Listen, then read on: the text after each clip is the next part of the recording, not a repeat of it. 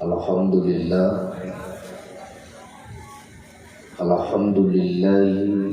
رب العالمین والعاقبۃ للمتقین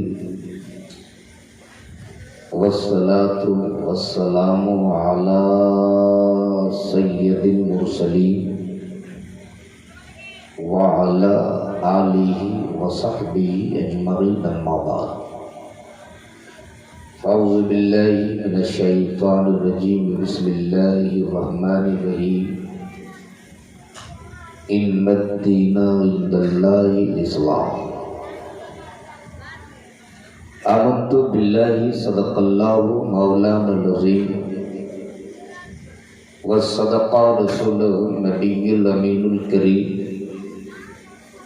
ونحن علی ذلک لمن الشاہدین والشاکرین والحمد للہ رب العالمین۔ بارگاہ مصطفیٰ میں بآواز بلند پورا مجمع جھوم کے درود شریف پڑھ لیجیے۔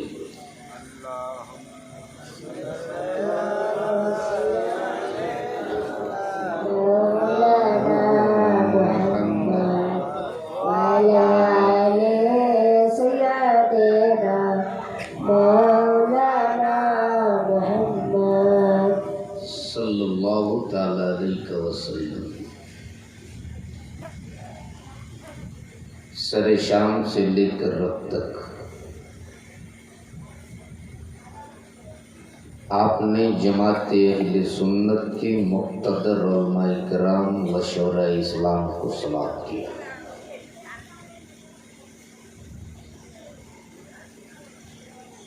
تھوڑی دیر کے لیے میں بھی آپ کے بیچ حاضر آیا ہوں۔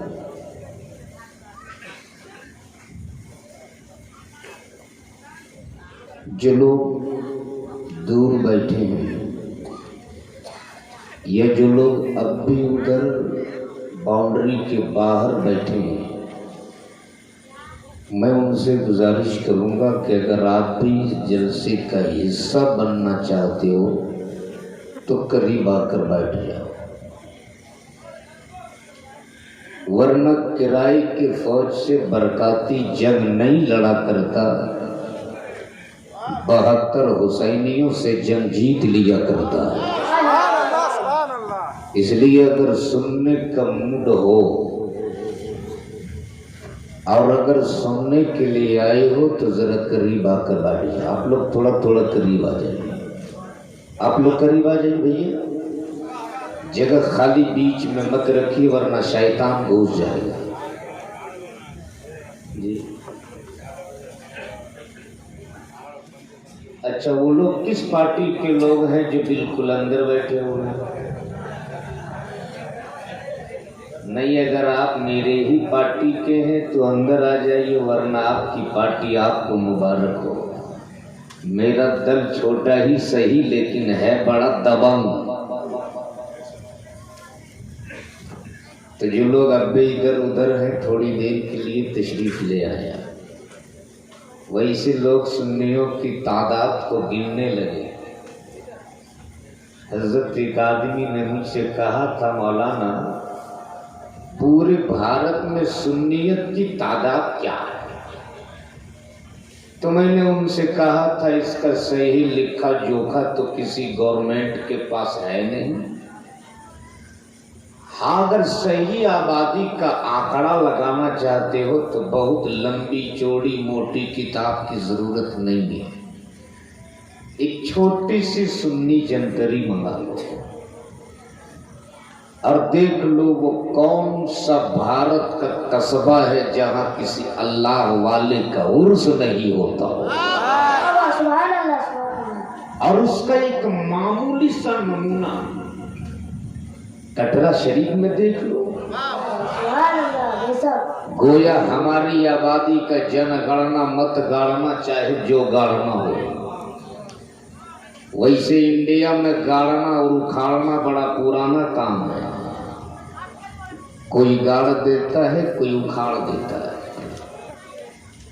اگر آپ نے ساتھ دیا تو آج بھی کسی کا اکھڑے گا، مگر اسی کا اکھڑے گا جس کا جمع نہیں. اما سنیوں کو کون اکھاڑ سکتا ہے جسے حسین نے اپنے لہو سے جمع دیا. اس لیے اگر سنیں گے تو ذرا ایک رنگ میں بول دو یا رسول اللہ. ویسے رات کے 1 بج چکے ہیں اور 1 بجے کے بعد لوگ تقریر سنتے نہیں، تقریر کھاتے ہیں.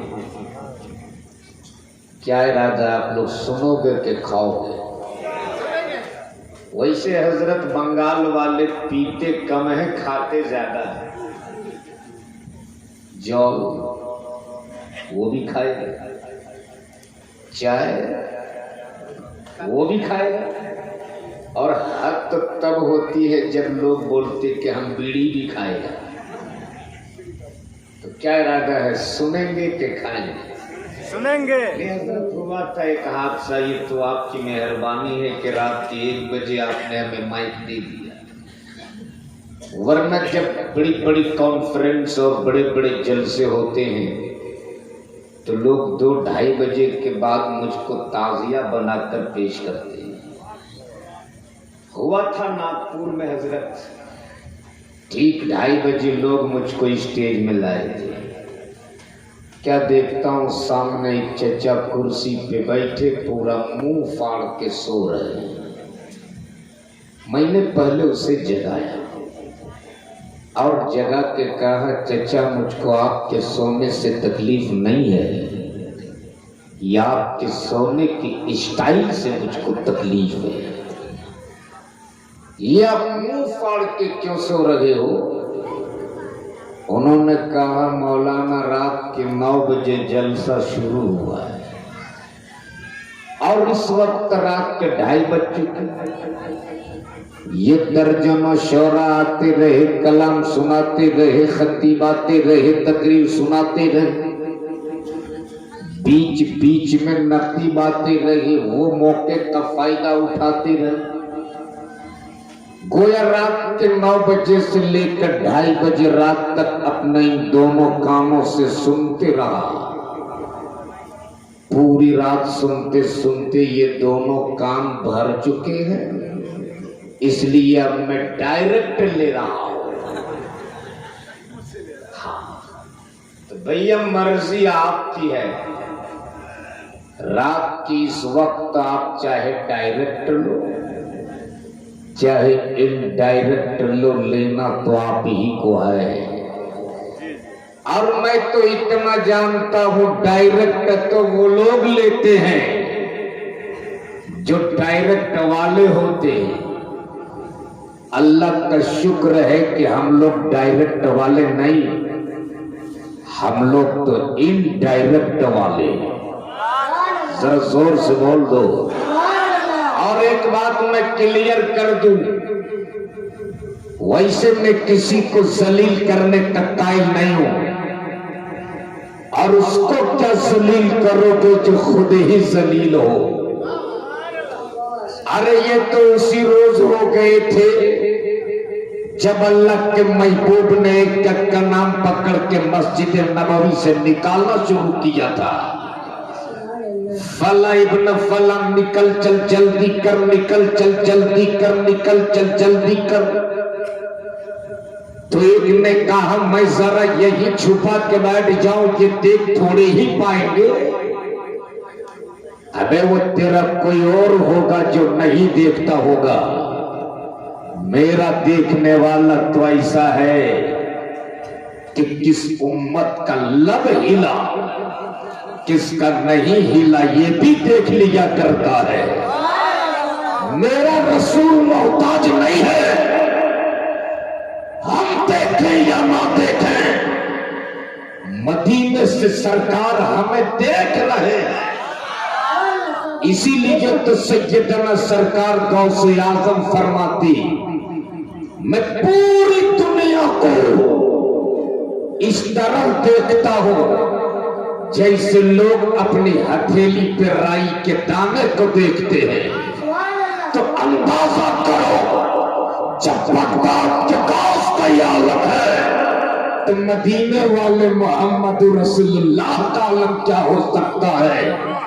اس لیے رات کے اس وقت اسی رسول کو گواہ بنا لو، اسی دور و نزدیک کے دیکھنے والے اور سننے والے پیغمبر کو گواہ بنا لو، جن کے لیے خود بریلی کے تاجدار نے کہا ہو کہ دور و نزدیک کے سننے والے وہ کان لالے کرامت پہ لاکھوں سلام، اسی پیغمبر کو گواہ بنا لو، اور ایک بار پورا مجمع اپنے دونوں ہاتھوں کو اٹھا کے بول دو یا رسول اللہ۔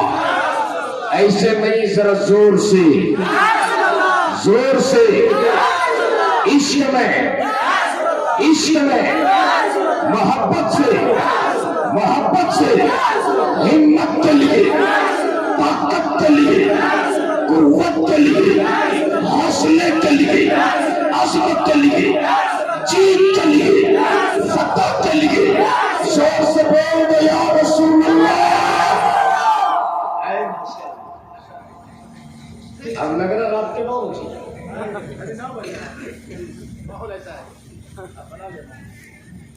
اللہ کا شکر ہے، بنگال کے لوگ واقعی بڑے سیدھے سادے ہوتے ہیں، لیکن ایک بات پہلے کلیئر ہو جائے، سب لوگ اردو سمجھتے ہیں نا؟ سمجھتے ہیں نہیں، میں مغرب بات سے دیکھ رہا ہوں مائک پہ جو بھی آ رہے ہیں سب بنگلہ ہی بول رہے ہیں، تو اردو سمجھ لیتے ہیں؟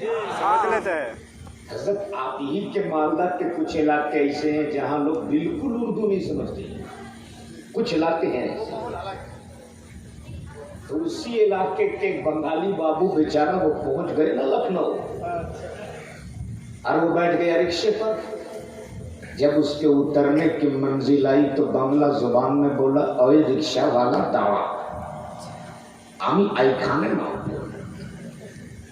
اب وہ لکھنؤ اور الہ آباد کے لوگ کیا سمجھے بنگلہ؟ جیسے ہی بولا داڑا، اس نے رکشہ تیز دوڑایا، بولا اے رکشہ والا داڑا آمی ایکھانے نا۔ وہ غریب رکشے والے کے پاس جتنی طاقت تھی کس کے پیدل مارا۔ جب وہ بنگالی بابو سوچے یہاں بنگلہ چولنا ہے، تب بڑی جد و جہد کے بعد وہ ہندی بولنے کی کوشش کی اور بولا اے رکشہ والا رکشہ روکو، ہم یہیں پہ گرے گا، ہم نہیں گرے گا۔ رکشہ والا بولے بھیا میں 30 سال سے رکشہ چلا رہا ہوں، میرا باپ بھی رکشہ چلاتا تھا، ہم لوگ خاندانی رکشہ چالک ہیں، اطمینان سے بیٹھیے میں آپ کو نہیں گرنے دوں گا۔ بولا ارے بولتا نہ ہم گرے گا۔ تب وہ رکشہ والا سائڈ میں رکشہ روکا اور جھولا سے نکالا مضبوط سی ایک موٹی رسی اور رکشے کے ساتھ ملا کے گٹھا باندھ دیا اور بولا آرام سے بیٹھیے، اب آپ کبھی نہیں گریے گا۔ تو اگر آپ سمجھ گئے ہو تو ذرا ایک بار سمجھ کے بول دو یا رسول اللہ۔ خدا کی قسم آج آپ ایسی جگہ بیٹھے ہو جس جگہ کو میرے مصطفیٰ نے جنت کی کیاری فرمایا، اور کمیٹی کے نوجوانوں کو مبارکباد دیتا ہوں، کمیٹی کے جملہ افراد کو تہہ دل سے مبارکباد دیتا ہوں کہ آپ مبارکباد کے قابل ہو۔ آپ نے نبی کی وہ مجلس سجا دی جہاں انسان تو انسان، اللہ کے فرشتے اتر آتے ہیں، اور جب اختتام ہوتا ہے ایسی مجلسوں کا تو وہ فرشتے سیدھے رب کی بارگاہ میں حاضر ہوتے ہیں۔ رب فرشتوں سے پوچھتا فرشتوں کہاں گئے تھے؟ میرا رب تو قادر مطلق ہے، سب جانتا ہے میرا رب، سب دیکھتا ہے میرا رب، پھر بھی فرشتوں سے پوچھتا فرشتوں کہاں گئے تھے؟ جب وہ فرشتے رب کی بارگاہ میں عرض کرتے میرے معبود تیری بنائی ہوئی زمین پر تیرے پیدا کیے ہوئے بندے ایک جگہ پہ بیٹھ کر تیرا بھی ذکر کر رہا تھا، تیرے محبوب کا بھی ذکر کر رہا تھا، تیرے محبوب کا بھی ذکر کر رہا تھا، رب ذوالجلال فرماتا فرشتوں کا وہاں رہنا جتنے اس بزم میں شریک تھے میں نے ان سبوں کی مغفرت کروا دیا۔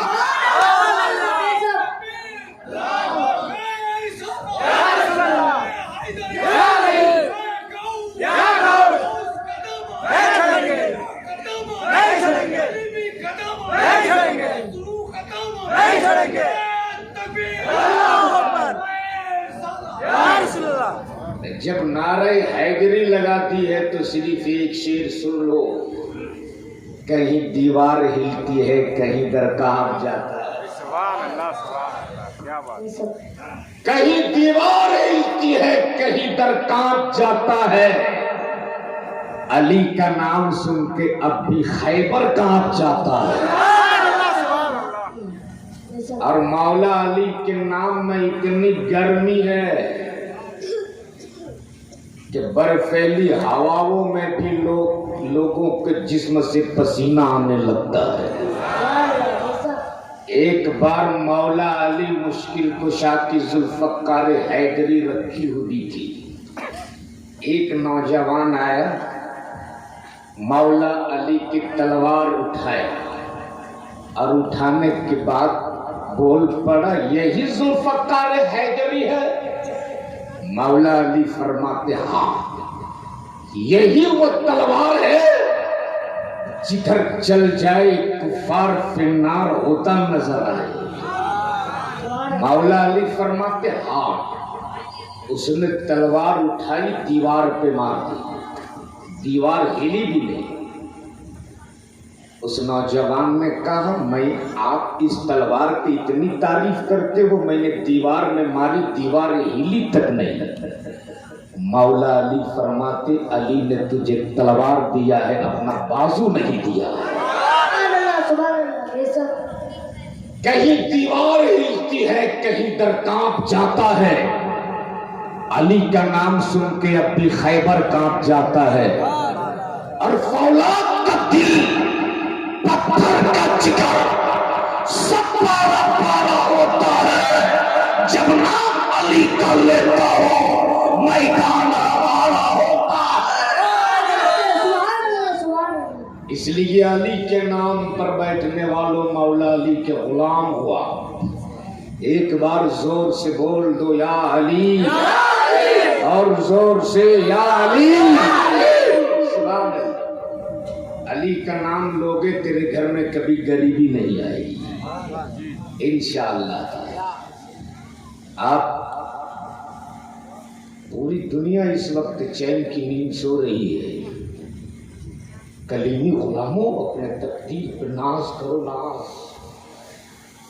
اتراؤ اپنے قسمت پر۔ لوگ اپنے اپنے بستروں پہ سو رہے ہیں، آپ اپنے بستروں کو چھوڑ کر ذکر خدا اور ذکر مصطفیٰ کر رہے ہو۔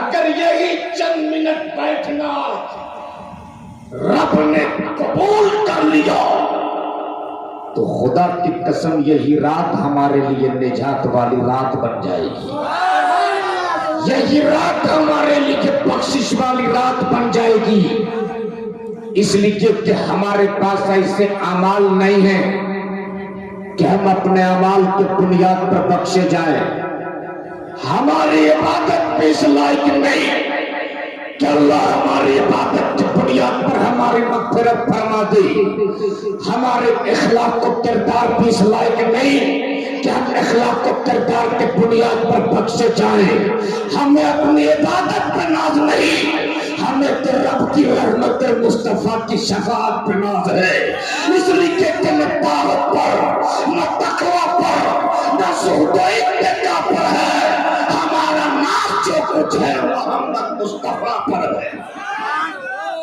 اس لیے اگر مدینے والے نے ہمارا بیٹھنا قبول کر لیا تو ہو سکتا ہے ہماری زندگی بھی سنور جائے گی، ہماری آخرت بھی سنور جائے گی۔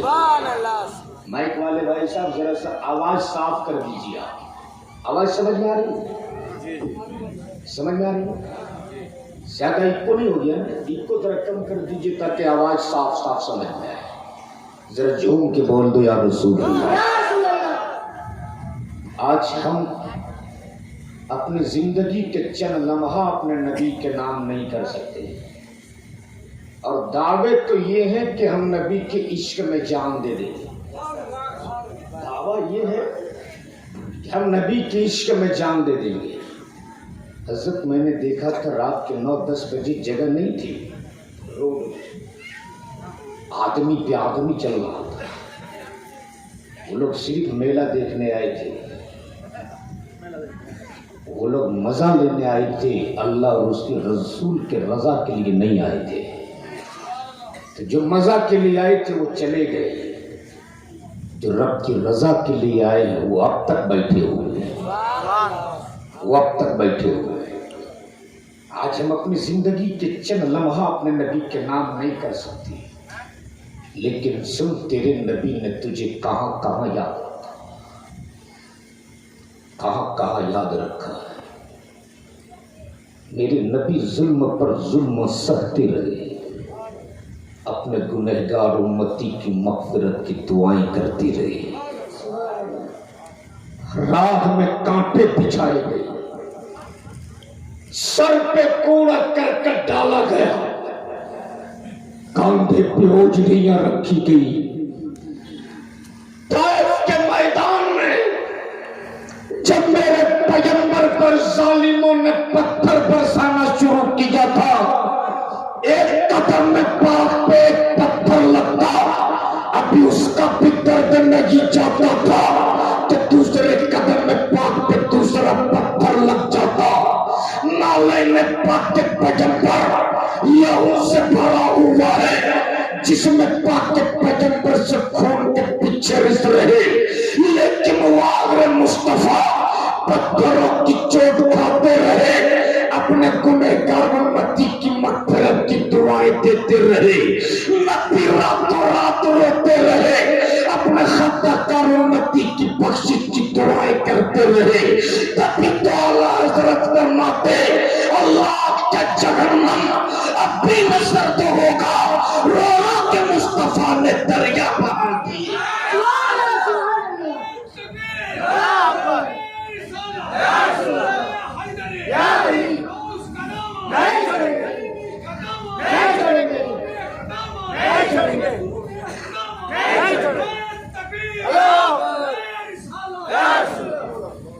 سن میرے نبی نے اپنے گنہگار امت کو کہاں کہاں یاد کیا ہے، سن ایک بار جھوم کے بول دو یا رسول اللہ۔ ایک بار سرکار کی بارگاہ میں اپنی حاضری درج کرا لو اور کہہ دو لبیک یا رسول اللہ، لبیک یا رسول اللہ۔ میرے نبی نے ہمیں کہاں کہاں یاد رکھا۔ جب میرے نبی اس ظاہری دنیا سے ظاہری پردہ فرما گئے، جذب پاک پیغمبر کو جب مولا علی مشکل کشا نے قبر انور میں اتارا، حضرت ابو ذر غفاری نے جان بوجھ کر اپنی انگوٹھی نبی کے قبر میں ڈال دی۔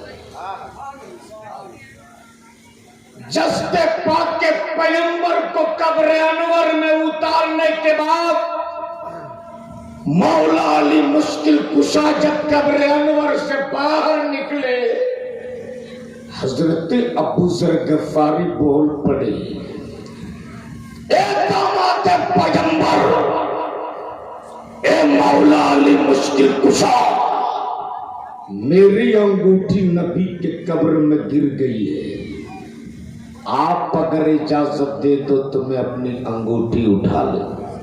سبحان اللہ۔ مولا علی نے اجازت دے دی، حضرت ابو ذر غفاری قبر انور میں اترے اور انگوٹھی اٹھانے کے بہانے میرے مصطفیٰ کے قدم پاک کو چوم لیا۔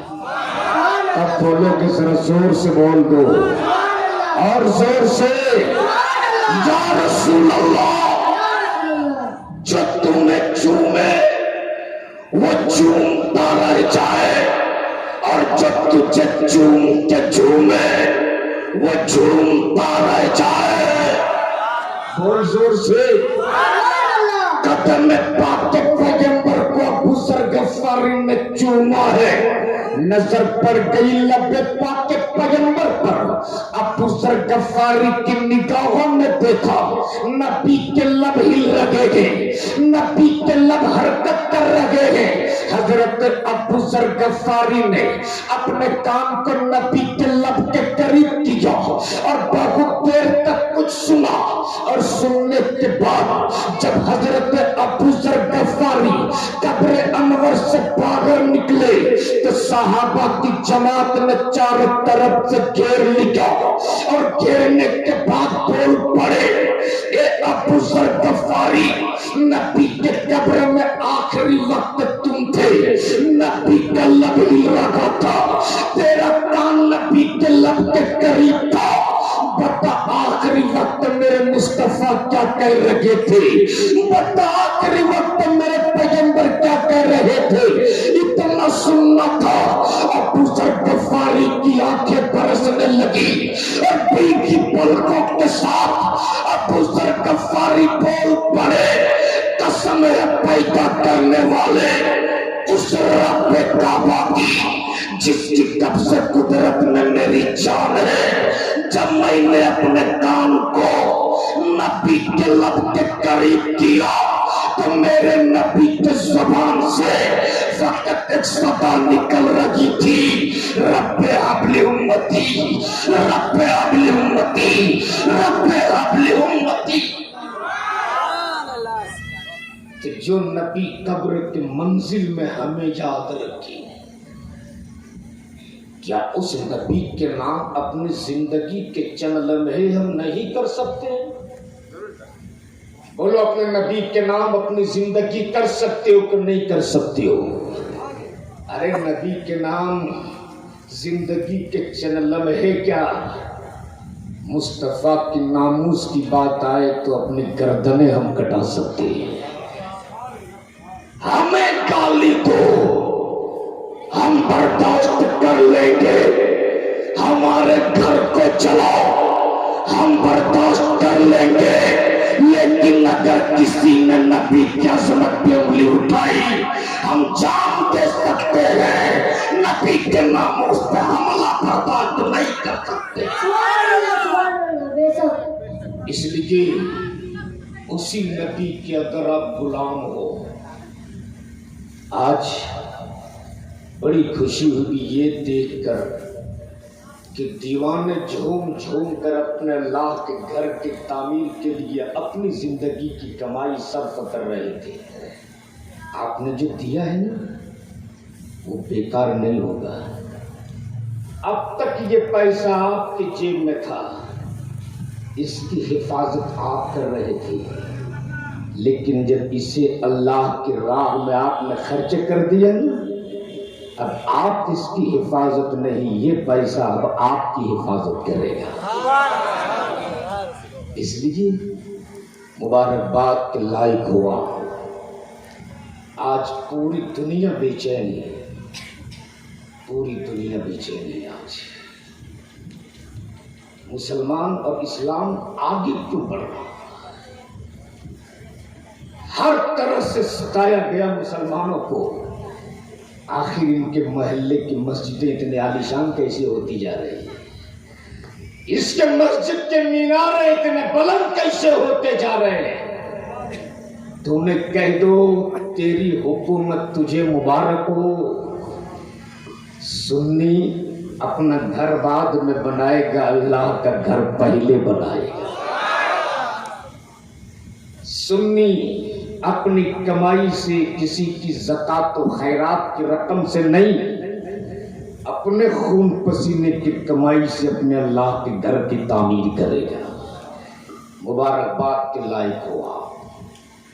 آج ہم بزرگوں کی کرامتیں خوب سنتے ہیں اور خوب سر دھونتے ہیں، لیکن آج میں کچھ کام کی باتیں آپ سے کروں گا تاکہ کچھ میرے قوم کے جوانوں کو بھی، بزرگوں کو بھی، میری ماں بہنیں اتنی گرمی میں جو بیٹھی ہیں انہیں بھی کچھ مل جائے۔ سرکار غوث اعظم کو کون نہیں جانتا ہے؟ بڑے پیر ہیں نا، ارے بولو بڑے پیر ہیں نا۔ سرکار غوث اعظم کی شان تو یہ ہے کہ عشاء کے وضو سے 40 سال تک فجر کی نماز پڑھی ہے۔ بولو سبحان اللہ۔ یہ کرامت آپ نے خوب سنی۔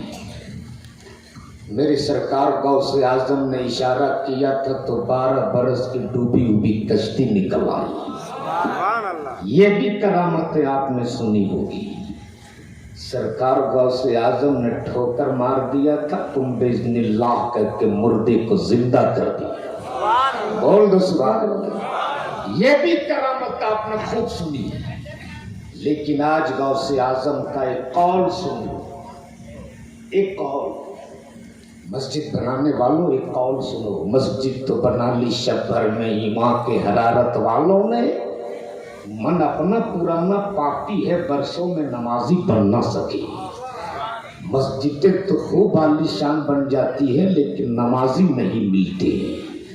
مسجد اگر اپنے جائز کمائی کے رقم سے بنائی ہے تو اس مسجد میں سجدہ بھی کرنا تمہیں کو ہے، رب کی عبادت بھی تمہیں کو کرنی ہے، رب کا سجدہ بھی تجھی کو کرنا ہے، مسجد کا پیٹ بھی تجھی کو بھرنا ہے، ورنہ کل یہ مسجد رب کی بارگاہ میں کہے گی میرے مالک اس نے میری تعمیر تو کیا تھا، اس نے اپنا پیسہ دے کر مجھ کو بنا تو لیا تھا لیکن میں ہمیشہ بھوکی رہتی تھی، کسی نے میرا پیٹ نہیں بھرا تھا۔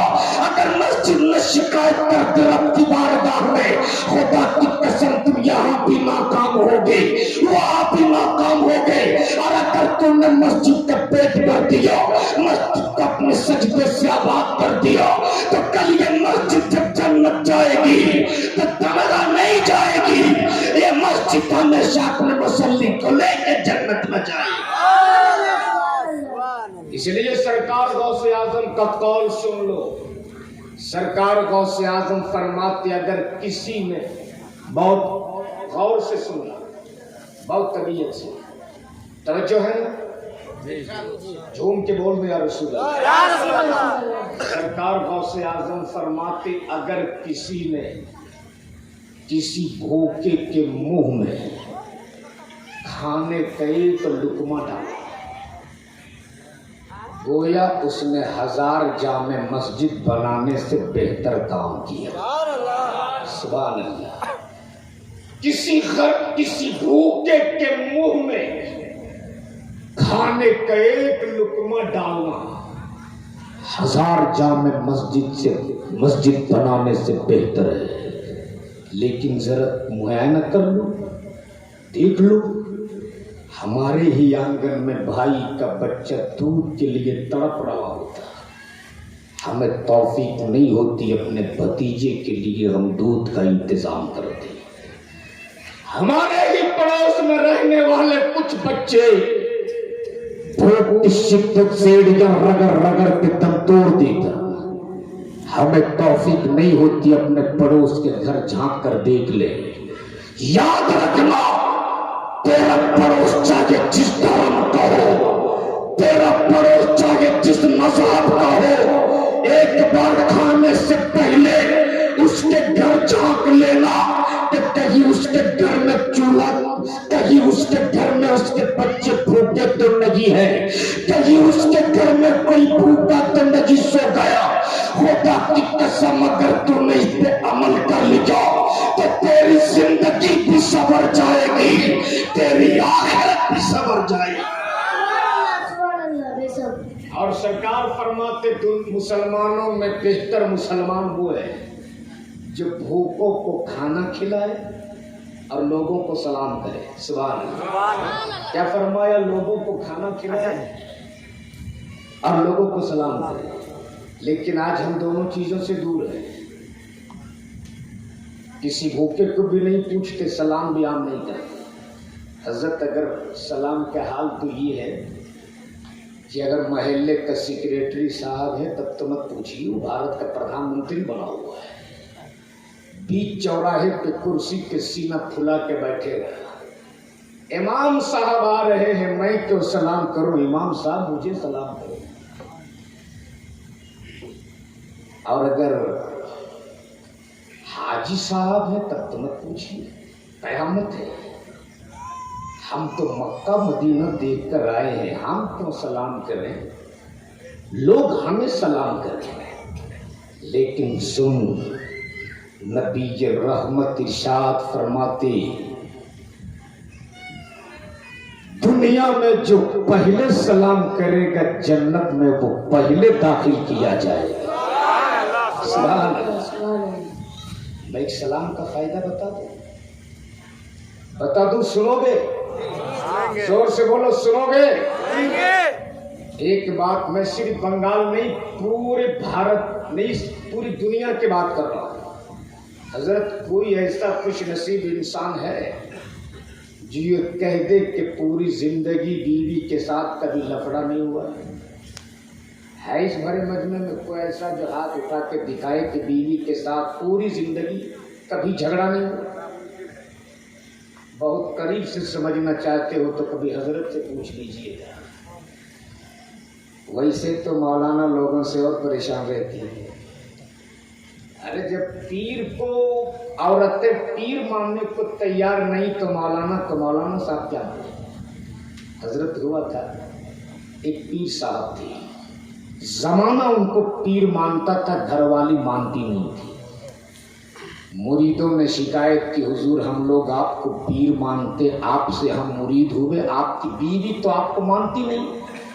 पीर साहब बोले नहीं मानती। बोले ना, तो घर से पीर साहब निकले और ऊपर हवा में उड़ने लगे, और उड़ते उड़ते अपने घर के आंगन के ऊपर चक्कर लगाने लगे।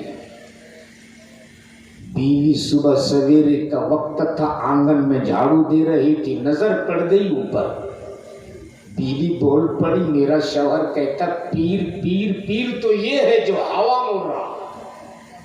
पीर साहब कुछ दूर फिर गए, जमीन पर उतरे, घर आए। जैसे ही घर आए बरस पड़ी बीवी। अजी आप कहते हो मैं पीर हूं, पीर तो आज मैंने देख ली। पीर साहब बोले कहां? बोले ऊपर हवा में उड़ रहे थे। पीर साहब ने कहा तूने मान लिया ना वो पीर थे? बीवी बोली बिल्कुल मान लिया वो पीर थे। 100% तूने मान ली ना वो पीर थे? बोले 100 नहीं, 110% मैंने मान ली वो पीर थे। तब बीवी पीर साहब बोले अरे पगली वो मैं ही था। तब बीवी बोले अच्छा, इसीलिए अब टेढ़े टेढ़े उड़ रहे थे। जमाना मान लेगा हजरत, घरवाली नहीं मान। बोलो सही के गलत है? तो ये तो दुनिया की बात है। थोड़ी देर के लिए अब चलो चलते हैं मौला अली मुश्किल कुशा और सज्जदा फातिमा की बारगाह में। जरा बोल दो सुभान अल्लाह। मौला अली और फातिमा में झगड़ा नहीं, बातों बातों में कुछ बात हो गई। सज्जदा फातिमा के दिल में थोड़ी तकलीफ पहुंची। सज्जदा फातिमा ने सोचा बाबा का चेहरा देख लूंगी, दिल में जो तकलीफ पहुंची है दूर हो जाए। सज्जदा फातिमा अली के घर से निकली और चली है मुस्तफा के दर के करीब, और सोची कि नबी का चेहरा देख लूंगी, दिल में जो तकलीफ पहुंची है दूर हो जाए। इसलिए जब भी किसी बेटी को ससुराल में तकलीफ पहुंचती है ना, उसको बाबा की मोहब्बत याद आती है। जब भी किसी बेटी को ससुराल में तकलीफ पहुंचती है, उसको भाई का प्यार याद आ जाता है। सज्जदा फातिमा ने सोचा बाबा का चेहरा देख लूंगी, दिल में जो तकलीफ पहुंची है दूर हो जाए। सज्जदा फातिमा वो चेहरा नबी का وہ چہرہ دیکھ لوں گی جس چہرے کو دیکھنے کے بعد جو بھی بیمار ہو شفا پا جائے، مریض ہو تو صحت مند ہو جائے، دکھیارا ہو نبی کا چہرہ دیکھ لے تو وہ سکھ پا جائے۔ سیدہ فاطمہ نے سوچا مصطفیٰ کا چہرہ دیکھ لوں گی تکلیف دور ہو جائے۔ علی کے گھر سے نکلی ہے اور چلی ہے مصطفیٰ کے چوکھٹ پر۔ جیسے ہی سیدہ فاطمہ علی کے دروازے پہ پہنچی، جیسے ہی فاطمہ علی کے گھر سے نکل کر نبی کے دروازے پہ پہنچی، میرے نبی کے گھر کا دروازہ بند ہے۔ سیدہ فاطمہ نے کنڈی بجائی، اندر سے نبی کے رحمت فرماتے کون؟ سیدہ فاطمہ بول پڑی بابا آپ کی بیٹی فاطمہ، اگر بیٹیوں کے پاس بیٹھے ہو تو میری گفتگو کو بہت غور سے سننا، اگر نواسیوں کے نانا بھی بیٹھے ہو تو میری گفتگو کو بہت توجہ سے سننا۔ ہو سکتا ہے آج یہی سے تیری زندگی میں انقلاب آ جائے، ہو سکتا ہے تیری بیٹیوں کی زندگی میں بھی انقلاب آ جائے۔ سیدہ فاطمہ نے دروازے کی کنڈی بجائی، نبی کے رحمت نے فرمایا کون؟ سیدہ فاطمہ بول پڑی بابا آپ کی بیٹی فاطمہ۔ نبی کے رحمت اندر سے آواز دیتے کون فاطمہ؟ کون فاطمہ؟ بابا حسن کی امی فاطمہ۔ نبی کے رحمت فرماتے کون حسن؟ کون حسن؟ بابا حسین کی امی فاطمہ۔ نبی کے رحمت فرماتے کون حسین؟ کون حسین؟ آج اس حسین کے بارے میں مصطفیٰ پوچھ رہے ہیں کون حسین؟ جس کو اپنے کاندھے پر بیٹھا کر مصطفیٰ گھومتے رہے، اس حسین کے بارے میں پوچھتے کون حسین؟ جس کا لب مصطفیٰ چومتے رہے، اس حسین کے بارے میں پوچھتے کون حسین؟ جس کی عظمت اور شان خود میرے مصطفیٰ نے بیان کیا، الحسین منی وانا من الحسین۔ اس حسین کے بارے میں نبی پوچھ رہے کون حسین؟ تب سیدہ فاطمہ بول پڑی بابا علی کی بیوی فاطمہ۔ سبحان اللہ۔ سنو میرے نبی کا جواب اگر بیٹیوں کے باپ ہو تو۔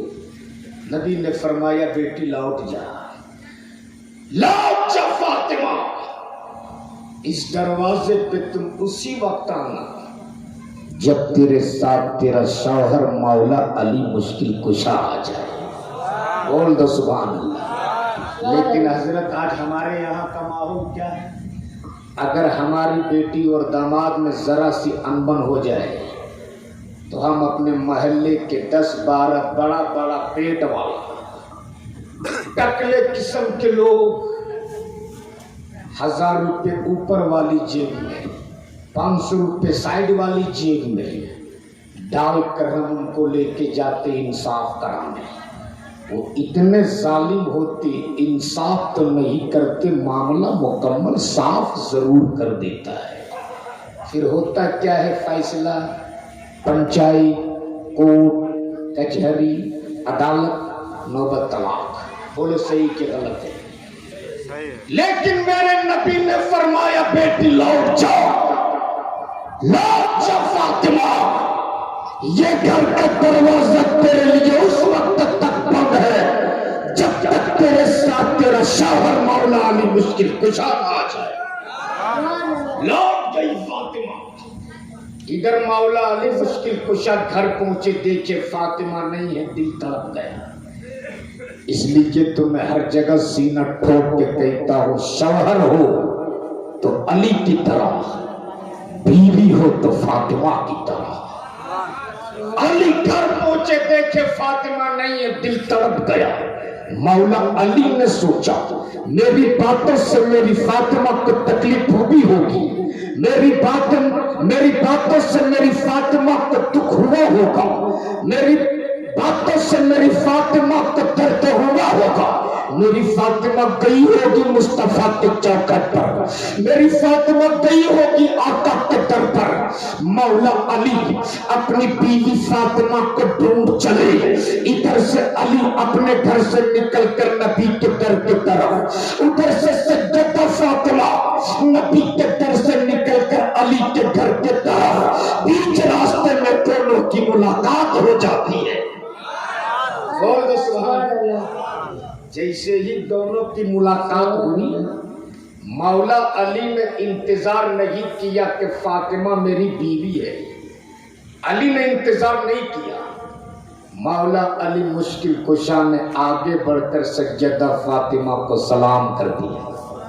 कब बोलोगे जरा जोर से, जोर से। लेकिन आजकल तो हम लोग अपने आप को 30 मार खान समझते हैं कि हम शौहर होकर बीवी को सलाम करें। लेकिन सुन, नबी कौनैन का तरीका करीम ये होता था, आप रास्ते से गुजरते थे, बच्चा मिलता उन्हें भी सलाम करते, जवान मिलता उन्हें भी सलाम करते, बुजुर्ग मिलते उन्हें भी सलाम करते, और सलाम करके मेरे नबी ने पैगाम दे दिया, दुनिया में जो पहले सलाम करेगा जन्नत में वो पहले दाखिल किया जाएगा। मौला अली ने फातिमा को सलाम किया। मौला अली ने फातिमा को सलाम किया।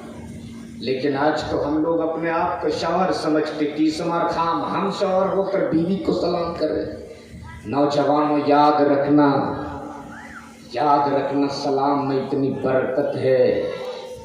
सुबह आप निकलते हो कमाने के लिए, शाम में घर वापस लौटते हो, तेरे दरवाजे पे बूढ़ी अम्मा मिल जाए ना, पहले उसे सलाम कर लेना। अब्बा मिल जाए उसे भी सलाम करना। तेरे दरवाजे पे छोटे छोटे तेरे बच्चे मिल जाए उसे भी सलाम करना। और अगर तेरा घर खाली हो, तेरे घर में कोई नहीं, तो दाखिल होने से पहले सलाम करना।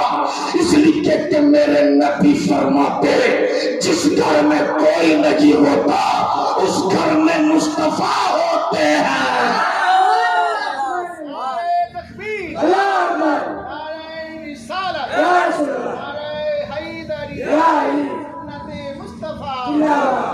सलाम को आम करो, मेरे नबी ने फरमाया सलाम को आम करो। सज्जदा फातिमा ने, मौला अली ने फातिमा को सलाम किया, झगड़ा खत्म।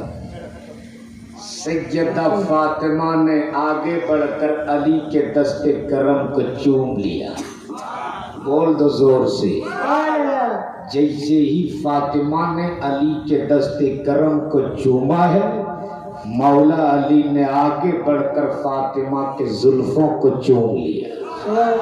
जैसे ही अली ने फातिमा के जुल्फों को चूमा है, तड़प गई फातिमा और बिलक बिलक के रोने लगी और रो रो कर अर्ज करने लगी, ए अली, मैं गई थी अपने पापा के चौखट पर, मैं गई थी अपने पापा के दरवाजे पर, आज मेरे पापा ने मुझ पर अपने घर के दरवाजे को बंद कर दिए, आज मेरे पापा ने मुझ पर अपने घर के चौखट को बंद कर दिए। मौला अली सज्जदा फातिमा को तसल्ली देते, हाथ पकड़ते और फरमाते, फातिमा घबराना, अब चल दो। सुभान अल्लाह, जोर से बोल दो सुभान अल्लाह। क्या फरमाया? अब चल तो। आगे आगे मौला अली, पीछे पीछे सज्जदा फातिमा। सुभान अल्लाह, अरे बोल दो सुभान अल्लाह। आगे आगे हसन के अब्बा, पीछे पीछे हुसैन की अम्मी, आगे आगे फातिह खैबर, पीछे पीछे खातून जन्नत, दोनों मुस्तफा के दर पे हाजिर। नबी करीम के घर का दरवाजा बंद। मौला अली फरमाते, फातिमा आप देखती क्या दरवाजे पे दस्तक दी। जैसे ही फातिमा ने पहली कुंडी बजाई, नबी के कौनैन ने आगे बढ़कर अपने रहमत वाले हाथ से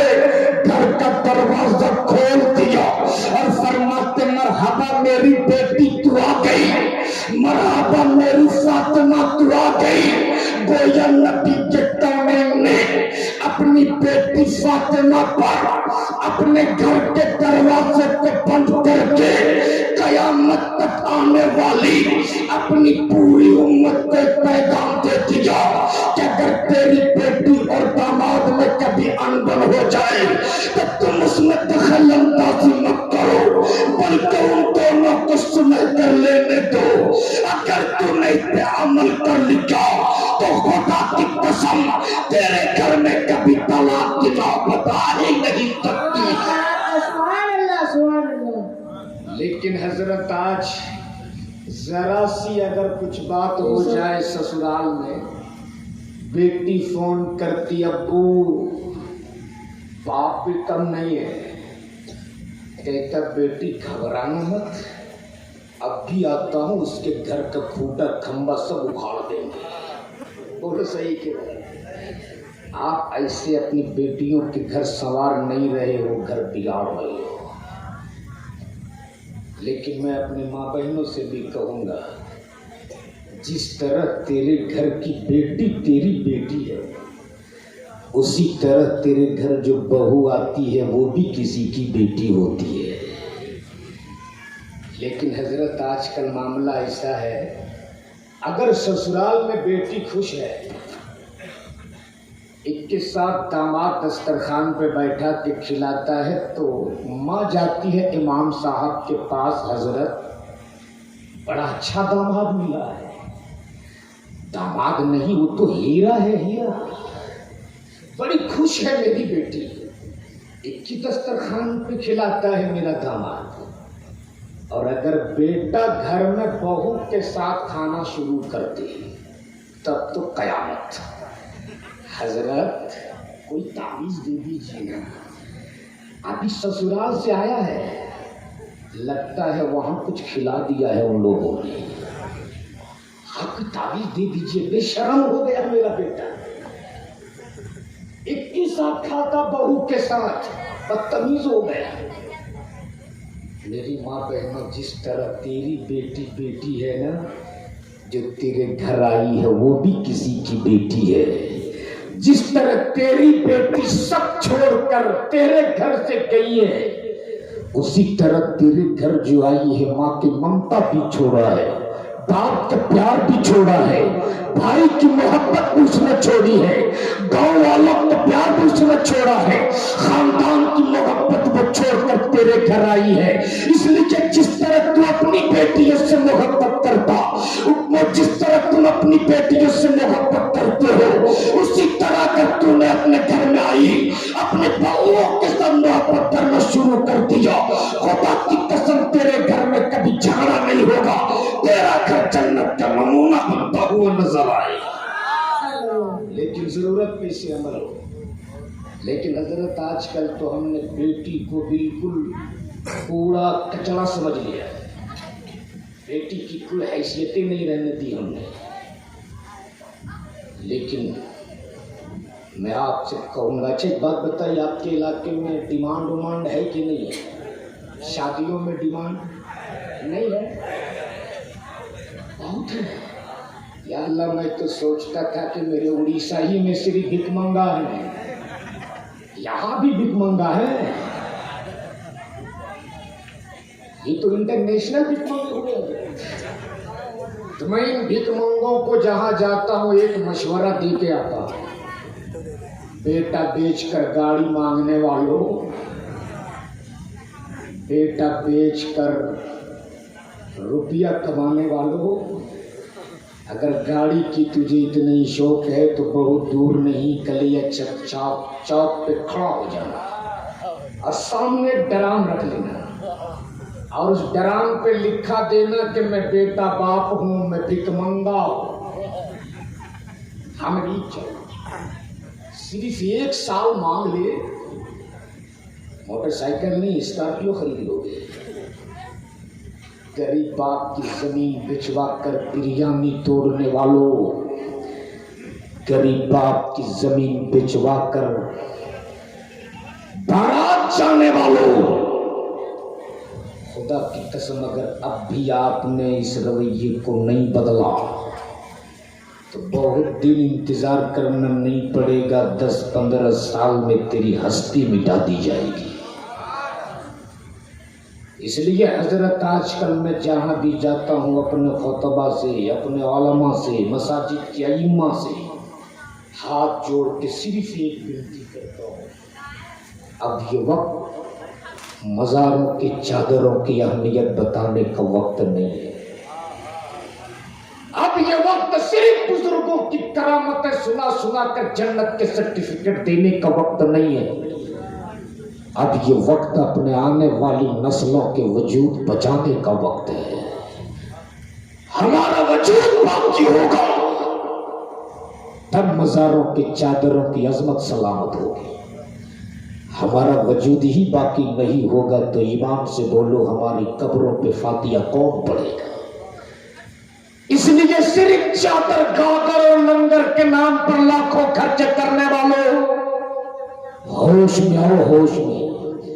شادی بیاہ کے نام پر لاکھوں خرچ کرنے والوں، آپ بھی ہوش میں آؤ اور کم خرچ کرو شادیوں میں، کم خرچ کرو اپنے گھر کے شادیوں میں، اور اسی پیسے کو بچاؤ اور اپنی اولادوں کے لیے کیسے پلیٹ فارم تیار کر دو، ایک ایسی درسگاہ بنا دو جگہ ہم بیٹھا کر اپنے اولادوں کو دین کی بھی تعلیم دے سکے، دنیا کی بھی تعلیم دے سکے۔ آج اتنی بڑی آبادی ہے بنگال میں مسلمانوں کی، میں پوچھنا چاہتا ہوں کتنے اپنا اسکول ہے اس بنگال میں، کتنے کالجز اور یونیورسٹی ہیں؟ حضرت خدا کی قسم ماتم کرنے کو دل کرتا ہے، ہمارے یہاں کروڑوں کے خانقاہ مل جاتے ہیں لیکن اپنے بچوں کو پڑھانے کے لیے ہمارے پاس اپنا کوئی اسکول نہیں ملتا ہے۔ یہی ریزن ہے آج جو ہماری قوم کی بیٹیاں ارتداد کے شکار ہو رہی ہیں۔ روزانہ فیس بک واٹس ایپ پہ آپ دیکھتے ہو قوم مسلم کی بیٹیاں کسی مہیش کے ساتھ بھاگ رہی ہیں، زینب نام کی بیٹی کسی کرن کے ساتھ بھاگ رہی ہے۔ خدا کی قسم جب یہ خبر پڑھتا ہوں تو کلیجہ منہ کو آنے لگتا ہے۔ یاد رکھیے آج جو میری بیٹیاں مرتد ہو رہی ہیں اس کے 2 ریزن ہیں، ایک تو یہ ہے کہ ہمارے پاس اپنا کوئی کالج نہیں ہے، جو مجبور ہو کر میری قوم کی بیٹیاں غیروں کے یہاں جاتی ہیں، اور دوسرا ریزن یہ ہے کہ ہم نے نکاح کو بہت مہنگا بنا دیا ہے۔ اس لیے میں آپ سے ہاتھ جوڑ کے کہوں گا میرے بھائی، اپنی اولادوں کے لیے کم از کم ایسی درسگاہ بناؤ جگہ ہم اپنی بیٹیوں کا نام زینب رکھنے سے پہلے اس جگہ پہ بیٹھا کر زینب کی زندگی کی تاریخ پڑھا دیجیے ہوتی، فاطمہ نام رکھنے سے پہلے فاطمہ کی زندگی کی کہانی سنا دیتے۔ خدا کی قسم یہ میری قوم کی بیٹیاں اپنی جان تو دے سکتی ہے، اپنے ایمان کا سودا کبھی نہیں کر سکتی، لیکن آج ہم نے بیٹیوں کا نام زینب رکھا، فاطمہ رکھا، زینب کی زندگی کی کہانی نہیں سنائی، فاطمہ کی زندگی کی تاریخ نہیں پڑھائی۔ سن سجدہ زینب کے 1 منٹ میں تاریخ سن، کون ہے زینب؟ شہر ہے مسجد نبوی کا، بول دو سبحان اللہ۔ 6 سال کی بچی قرآن کی تلاوت فرما رہی ہے، اور تلاوت فرماتے فرماتے تھوڑا سا دوپٹہ سر سے سرک گیا۔ سجدہ، طیبہ، طاہرہ، عابدہ، زاہدہ حضرت فاطمہ الزہرا تشریف لائی، سبحان اللہ۔ اور سر سے جو دوپٹہ سرکا تھا نا اٹھا کر سر پہ ڈال دیا۔ پوچھو ان علماء سے 6 سال کی عمر میں پردہ فرض نہیں ہے، لیکن تربیت کا اثر دیکھو۔ سجدہ فاطمہ نے دوپٹہ سر میں ڈالنے کے بعد سجدہ فاطمہ بول پڑی، اے بیٹی زینب خبردار اپنے سر سے دوپٹہ سرکنے نہ دینا، ورنہ گے. اتنا سننا تھا سجدہ زینب پھوٹ پھوٹ کے رونے لگی, ہچکی چلنے لگ کے رونے لگی, آئے بھر بھر کے رونے لگی.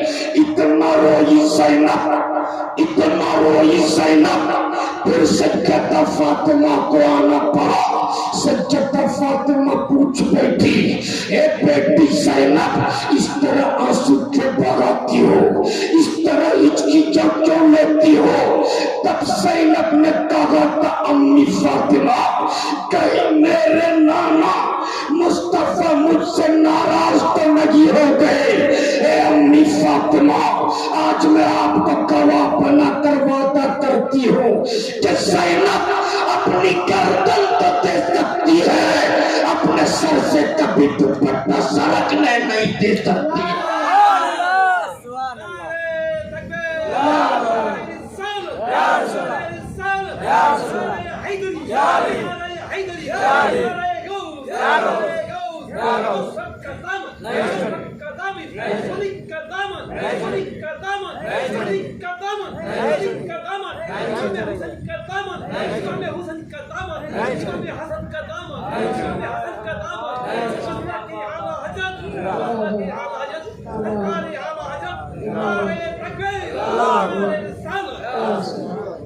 یہی وجہ ہے کل کربلا کی وادی میں جب یزیدیوں نے سجدہ زینب کے سر سے آنچل کھینچا تھا, تب سجدہ زینب نے اپنے سر کے بالوں سے اپنے چہرے کو پردہ کر کے نانا کی امت کی بیٹیوں کو پیغام دیا تھا, دیکھ زینب اپنی گردن تو دے سکتی ہے, اپنے چہرے کو کسی غیر محرم کو دکھا نہیں سکتی.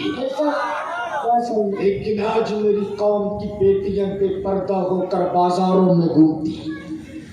میں ان بھائیوں سے کہوں گا, ان کے باپ سے کہوں گا, 17 سالہ 18 سالہ بیٹیوں کو جینس اور ٹی شرٹ پہنا کر بازاروں میں گھمانے والوں, اب بھی اگر تیرا ضمیر زندہ ہے, اگر تو سجدہ فاطمہ کے کنیز اپنی بیٹیوں کو دیکھنا چاہتا ہے تو اپنے گھر میں پردے کا اپنے گھروں میں پردے کا انتظام کرو. بیٹیوں کو پردے میں رکھو, اپنی بیویوں کو پردے میں رکھو. خدا کی قسم حسین کا صدقہ ملے گا, علی کا صدقہ ملے گا, غوث کا صدقہ ملے گا, اور جب بزرگوں کے صدقے ملیں گے تو نبی کونین تجھ سے راضی ہوگا, اور جب نبی راضی ہوگے تو تجھ سے تیرا رب بھی راضی ہو جائے. آج علم اور مطالب جہیز نے وہ آتنک پھیلایا ہے حضرت کہ اگر کسی غریب باپ کے پاس 4-5 بیٹیاں ہیں تو آج وہ چین کی نیند نہیں سو پاتا ہے. آپ ہی کی اسی مالدہ کی بات کر رہا ہوں.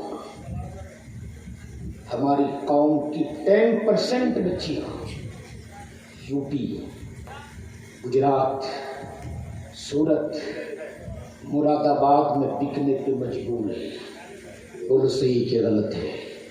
جا رہی ہیں میں اس علاقے کے غریب باپ کی بیٹیاں یو پی, ارے بولو جاتی کہ نہیں جاتی؟ میں پوچھتا ہوں کیا اس علاقے کے سارے نوجوان ہجڑے ہو گئے؟ نہ مرد ہو گئے ہو تم. میرے جملے کچھ تلخ ہوتے ہیں, لیکن ہمیں تب تک اس بات کا ڈر نہیں کہ تم ہمیں جلسوں میں بلاؤ یا نہ بلاؤ. میں جانتا ہوں میرا رزق کا مالک میرا رب ہے, اور اتنا بڑا رزاق ہے میرا رب. ارے جب پتھروں کے اندر رہنے والے کیڑے مکوڑوں کو رزق دے سکتا ہے تو میرا رب ہمیں بھی بھوکا پیٹ سونے نہیں دے سکتا ہے. لیکن تلخ باتیں سنو, آج بہت دور کی بات نہیں, اسی مالدار کی بات کر رہا ہوں. اسی مالدار حضرت, لاک ڈاؤن کا زمانہ تھا, اور اس لاک ڈاؤن میں تو سب کی کمر توڑ کے رکھتے. حالات کچھ سازگار نہیں تھے, کچھ سازگار نہیں تھے. اکا دکا ٹرینیں چل رہی تھی. اسی مالدہ کے علاقے ایک جگہ ہے 47, ہے نا سب؟ حالات کچھ سازگار ہو گئے تھے، ان لوگوں نے جلسہ رکھا تھا، فون آیا میرے پاس، اس شرط کے ساتھ دعوت قبول کی گئی کہ حضرت مالدہ ریلوے اسٹیشن میں کرونا کا جانچ بہت تیز ہے۔ اب تھا بھی اس وقت بس اسٹینڈ ہو، ریلوے اسٹیشن ہو، ایئرپورٹ ہو، جو جہاں مل جائے پٹک کے ناک میں پائپ ڈال دیتی تھی، کرونا جانچ ہوتا تھا۔ ان لوگوں نے کہا کہ مالدہ ریلوے اسٹیشن میں حضرت بہت زیادہ جانچ ہے، ہم لوگ اسٹیشن نہیں آئیں گے، بس اسٹینڈ رہیں گے۔ میں نے کہا ٹھیک ہے، میں بس اسٹینڈ سے ریلوے اسٹیشن سے بس اسٹینڈ آ جاؤں گا۔ کچھ ٹرینیں چل رہی تھی، لگ بھگ 3 بجے بھور حضرت اترا ہوں مالدہ ریلوے اسٹیشن، کوئی سواری نہیں، دور ایک رکشہ نظر آیا، میں اس رکشے کے قریب گیا، کیا دیکھتا ہوں ایک ضعیف العمر انسان جن کے چہرے پر پکی ہوئی داڑھی ہے، سر پہ گمچھا باندھے ہوا، حضرت اس کی عمر تقریباً 65 سے 70 ہوگی۔ جیسے ہی میرے قدموں کی آہٹ سنی، تیزی سے پلٹ کے اس نے میری طرف دیکھا۔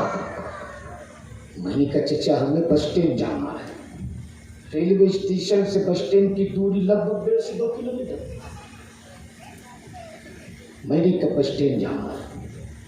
آج بھی مالدہ ریلوے اسٹیشن میں وہ پیٹرن والا رکشہ ہے، آج بھی ہے۔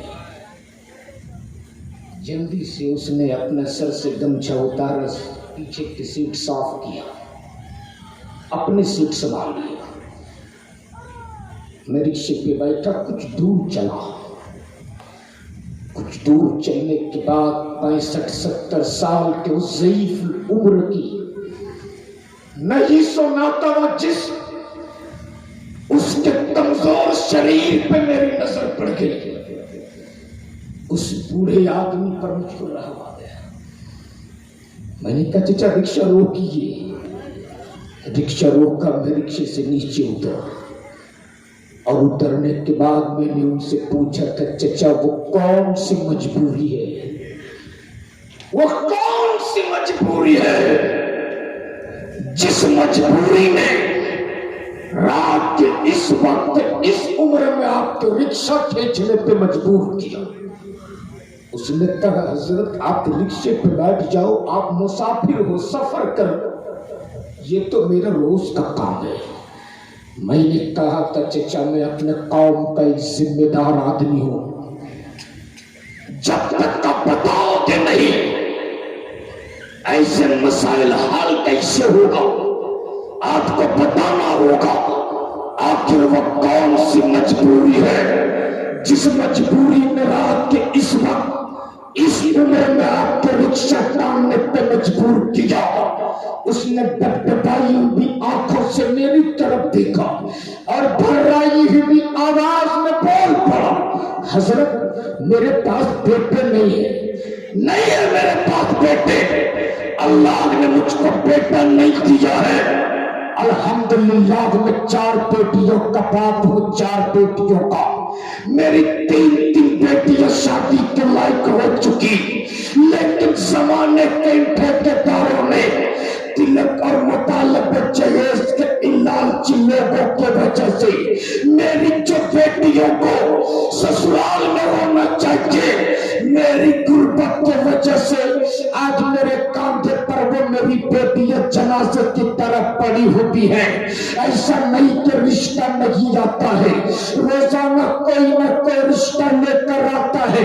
میری بیٹی کو پسند کرنے کے بعد وہ گھر واپس جاتا ہے اور جانے کے بعد ٹیلی فون پہ کہتا دیکھا میں تیری بیٹی پسند ہے مگر ڈیمانڈ میں 1.5 لاکھ روپیہ چاہیے، ایک موٹر سائیکل چاہیے۔ انہوں نے کہا حضرت میرے غربت کا عالم یہ ہے کہ میں دن بھر رکشہ چلاتا ہوں، تب جا کر میرے گھر میں چولہا جلتے ہیں، جس روز میں رکشہ لے کے میں نکلتا نا میرے گھر میں اپنی بیٹیوں کو بھوکا پیٹ سلاتا ہوں، یہ میرے غربت کے دن ہے. ایک غریب آدمی بیٹی کے تلک میں 1.5 لاکھ کہاں سے لائے گا؟ ایک موٹر سائیکل کہاں سے لائے گا؟ تلک میں 1.5 لاکھ روپیہ کہاں سے دے گا؟ میری بیٹی اب میرے گھر میں پڑی تھی. ایک دن میرے پڑوس میں رہنے والے میرے ایک چچا صاحب بھائی ایک اجنبی انسان کو میرے گھر لایا اور لانے کے بعد مجھ سے کہا دیکھ تو اپنی بیٹی کی شادی نہیں کرا پاتا نا, تلک میں دینے کے لیے تیرے پاس گاڑی نہیں ہے نا, جہیز میں دینے کے لیے تیرے پاس پیسے نہیں ہے نا, دیکھ میں مراد آباد سے لے کر آیا ہوں, اپنی بیٹی کا نکاح اس کے ساتھ کر دے. میں اس اجنبی کو جانتا بھی نہیں تھا, اس کا نام بھی مجھ کو معلوم نہیں تھا, اس کے حسب و نسب کو بھی میں نہیں جانتا تھا, اس کا گھر کا پتہ بھی مجھے معلوم نہیں تھا.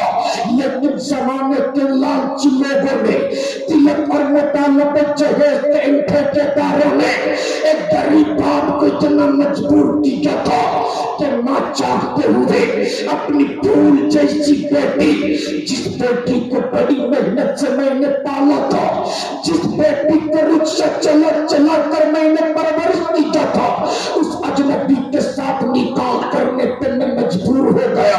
میری بیٹی روتی بھی رہی, میری بیٹی چلاتی بھی رہی, میری بیٹی سسکیاں لیتی بھی رہی, لیکن زمانے کے ٹھیکیداروں کو نہ میری بیٹی کی سسکیاں سنائی تھی, نہ میری بیٹی کی آہیں سنائی تھی. میری بیٹی چیختی رہی, میری بیٹی آہیں بھرتی رہی. اتنا کہہ کے وہ ضعیف العمر خوب پھوٹ پھوٹ کر رونے لگا, ہچکیاں لے لے کے رونے لگا. میں نے اس ضعیف کو پانی پلایا, پانی پلانے کے بعد میں نے اسے تسلی کی. خدا کی قسم حضرت, اس کے منہ سے جو کمزور سی آواز نکلی تھی, آج بھی وہ آواز جب میرے کانوں میں گونجتی ہے تو میں اپنے آپ کو روک نہیں پاتا ہوں, راتوں رات میں چین کی نیند نہیں سو پاتا ہوں. اس نے کہا کہ حضرت جب میرے گھر سے میری بیٹی کی ڈولی اٹھ رہی تھی نا, ایسا نہیں لگتا تھا میری بیٹی کی ڈولی اٹھ رہی, ایسا لگتا تھا میرے گھر سے میری بیٹی کا جنازہ جا رہا, میری بیٹی کا جنازہ اٹھ رہا. میں نے اپنی بیٹی کو اس اجنبی کے ساتھ نکاح کر کے رخصت کر دیا. اب مجھ کو نہ دن کو چین ملتا تھا, نہ رات کو سکون ملتا تھا. جب میں کھانے کا نوالا اٹھا کر منہ میں رکھتا تھا, بس ایک خیال, پتہ نہیں میری بیٹی کھائی ہوگی کہ نہیں, پتہ نہیں میری بیٹی کہاں ہوگی, پتہ نہیں میری بیٹی کیسے ہوگی. جس بیٹی کے لیے اپنی پوری جوانی صرف کر دی, جس بیٹی کے لیے اپنا پورا بڑھاپا صرف کر دیا, جس بیٹی کی پرورش کے لیے میں نے اپنے بڑھاپے کو لگا دی, پتہ نہیں وہ میری بیٹی کہاں ہوگی. جب مجھ کو رات میں گھر میں چین نہیں ملتا تب میں رکشہ لے کے نکل جاتا ہوں, رات بھر ٹھوکریں کھاتا ہوں, در در کی ٹھوکریں کھاتا ہوں. اتنا کہہ کے انہوں نے کہا حضرت ایک روز جب میں دن بھر رکشہ چلانے کے بعد رات میں اپنے گھر واپس لوٹا, میرے گھر میں اندھیرا تھا, میرے گھر کا دروازہ بند تھا.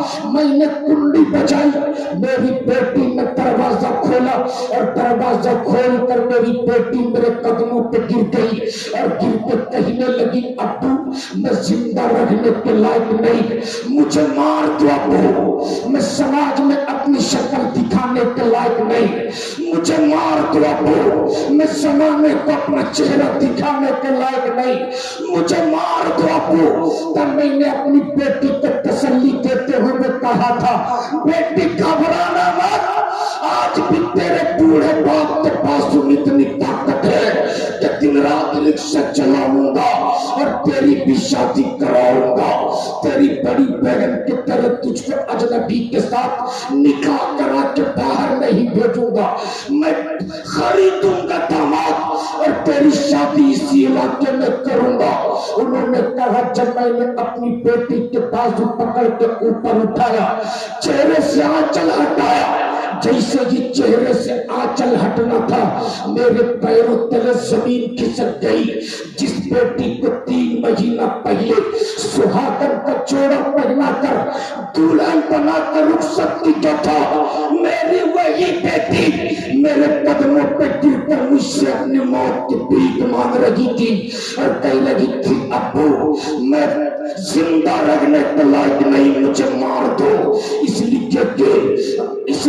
ابو جس کے نکاح میں آپ نے مجھ کو دیجا تھا, جس کو آپ نے میرا شوہر بنایا تھا, جسے آپ نے اپنا داماد بنایا تھا, وہ میرا شوہر نہیں تھا, وہ تو زمانے کے دلال تھا, دلال جو یہاں سے لے جانے کے بعد نہ جانے مجھ پر کتنے ظلم و ستم کے پہاڑ توڑے ہیں. وہ کون اس رات گزری جس رات میں کسی کے بستر کی زینت نہ بنی, وہ کون اس کا دن گزرا جس دن میں کسی وحشی کے شکار نہ ہوئی.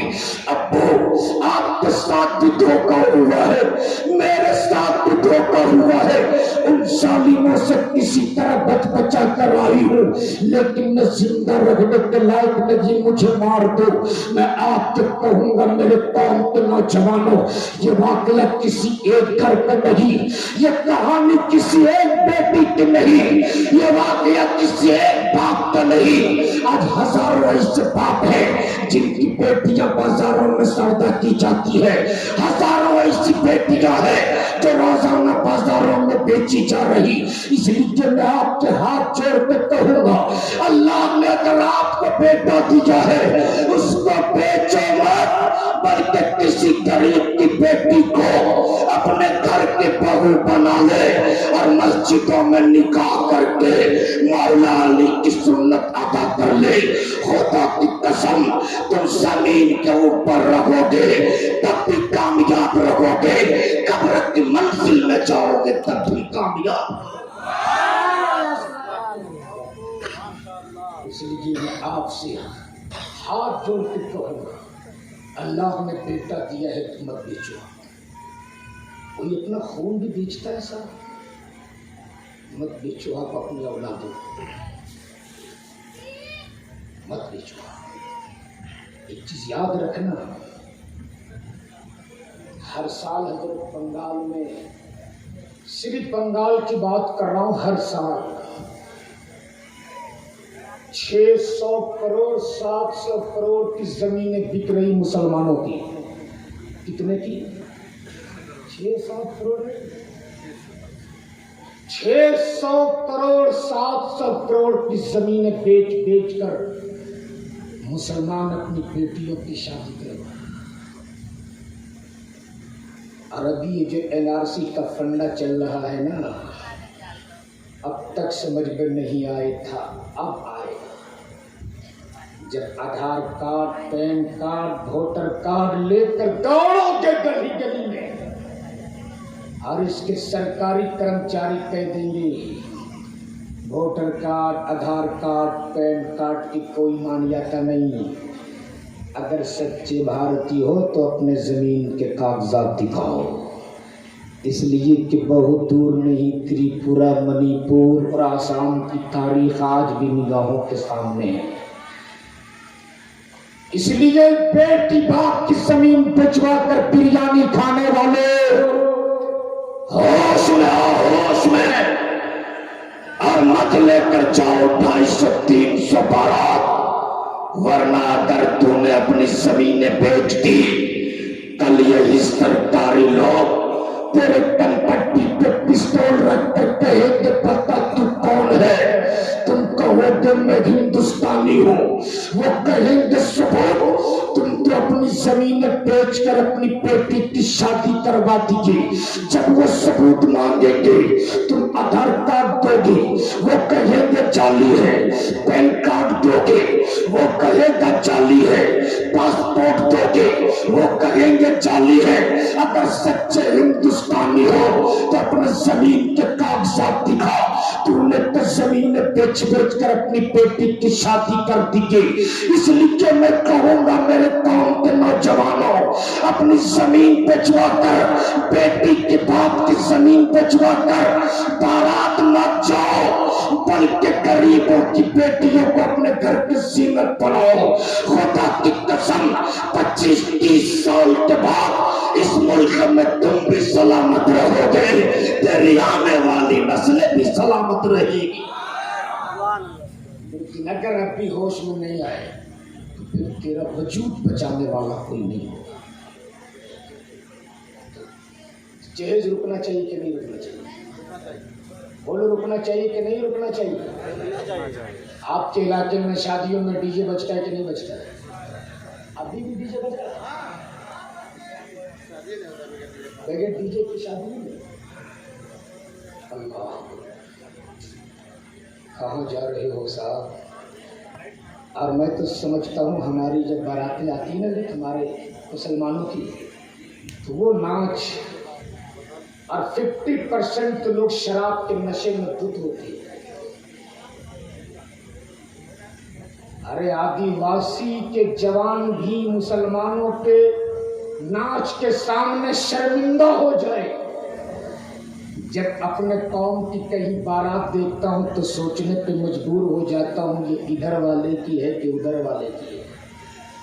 تو نے اپنی پہچان مٹا دی ہے, تو نے اپنی شناخت مٹا دی ہے.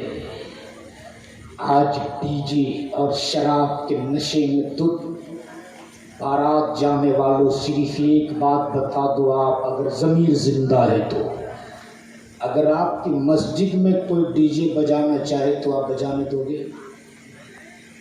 زور سے بولو, بجانے دو گے؟ اور اگر کوئی شراب پی کے اندر آئے تو آنے دو گے؟ گٹا پکڑ لو گے, کہو گے ظالم یہ تماشے کی جگہ نہیں ہے, یہ عبادت کی جگہ ہے. ہم یہاں رب کا سجدہ کرتے ہیں, ہم یہاں سنت ادا کرتے ہیں. نہ کسی ڈی جے والے کو ڈی جے بجانے کی اجازت دیں گے, نہ کسی شرابی کو شراب پی کرانے کی اجازت دیں گے. تو میرے قوم کے نوجوانوں, جس طرح مسجد میں سجدہ ہوتا وہ عبادت کی جگہ ہوتی, جس طرح مسجد میں سنت ادا کی جاتی وہ عبادت کی جگہ ہوتی. تو ایمان سے بولو, جس جگہ نبی کی عظیم سنت نکاح ادا کی جاتی وہ بھی عبادت کی جگہ ہو جاتی ہے. اس لیے آج یہی سے قسم کھا کر اٹھو کہ اپنے شادی کی محفل میں نہ کسی کو ڈی جے بجانے کی اجازت دیں گے, نہ کسی شرابی کو شراب پی کرانے کی اجازت دیں گے. بولو, شراب رکنا چاہیے کہ نہیں رکنا چاہیے؟ ہم نے اڑیسہ میں تحریک بیداری کا جلسہ چل رہا ہے. ادارے شریعہ سے جو تحریک بیداری و اصلاح معاشرہ کانفرنس گاؤں گاؤں گلی محلہ محلہ ہو رہا ہے, اور یہی پیغام لے کر کے چلے ہیں ہم لوگ. اور ہم نے تو اپنے علاقے میں کمیٹی بنا دی ہے, اور قانون یہ لاگو کر دیا ہے کہ اگر کسی کی شادی میں ڈی جے بجا, چاہے وہ باراتی کی طرف سے بجے یا سراتی کی طرف سے بجے, اگر ڈی جے بجا تو میرے گاؤں کا امام صاحب نکاح نہیں پڑھائے گا. اور کون آتا ہے نکاح پڑھانے کے لیے, اس کی بھی ہم خیریت کے لیے. بارش نہیں ہوئی, بارش ہو گئی, آپ کا جلسہ قبول ہو گیا. اس لیے کہ جس محفل میں بارش ہوتی ہے اس کی مقبولیت کی سند مل جایا کرتی ہے. نوجوانوں, آپ نے جو محنت کی ہے نا, آپ کی محنت رائگاں نہیں, آپ کی محنت قبول ہو گئی ہے. یہ بارش ہو گئی, سمجھ لو جلسہ آپ کا قبول ہو گیا ہے. رات بہت تیزی کے ساتھ سفر کر گئی ہے, لیکن اب بھی دیکھ رہا ہوں کہ رات جس تیزی کے ساتھ سفر کر رہی ہے, عشق اسی رفتار سے سینے میں جگہ لے رہا ہے. اللہ تبارک تعالی ہمیں آپ کو سیدھے راستے پہ چلنے کی توفیق عطا فرمائے.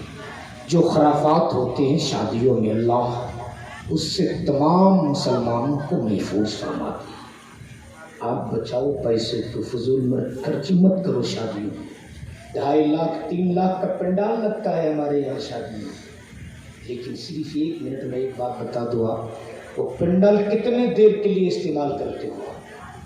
جب تک بارات آ نہ جائے،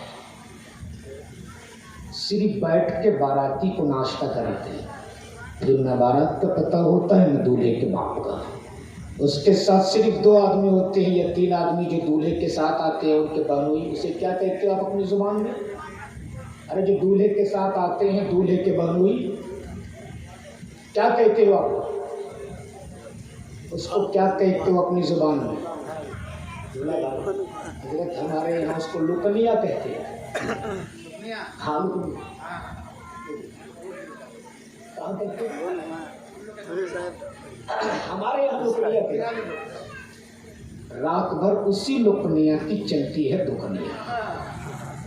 اس لیے میں آپ سے کہوں گا پیسے بچاؤ، اپنے اولادوں کو پڑھاؤ، فضول خرچی نہ کرو، شادیوں میں کم خرچے میں نکاح کرو۔ میرے مصطفیٰ نے فرمایا نکاح کو آسان کرو، اور جس نکاح میں جتنا کم خرچ ہوتا ہے نا، اللہ اس میں اتنی برکتیں ڈال دیتا ہے۔ اس لیے اسی چند جملوں کے ساتھ رب کی بارگاہ میں دعا ہے میرے مالک ہمیں اچھی باتوں پہ عمل کرنے کی توفیق عطا فرما۔ زندگی صحبت یار باقی، خدا حافظ، السلام علیکم ورحمۃ اللہ تعالی